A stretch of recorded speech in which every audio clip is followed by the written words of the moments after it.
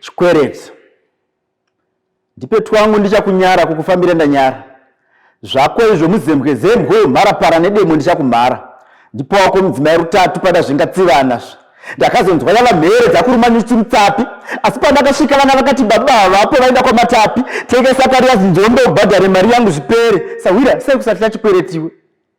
Pwere wakafumira nayo kwangu imire ichizinza musoro nokupira-pira, ukati yarumwa nenyoka kumafuro, pwere ingandifira, wakaurereka musoro semukadzi afigwa negotwe, ndikati ndibatsirevo, ndichiti donje rangu itawo kandionavo, asi nhai Sawira, deno ndakaziva manje, kwakogwa negwembe ndakagwega kuchigwara, kana ndakagupa gwiri rakarumba nduru yegagwe gwako gumugwere gwakagwara kukafa ado wakangwara here. Ndinopika nemheni, changu chinoya Chikweretini.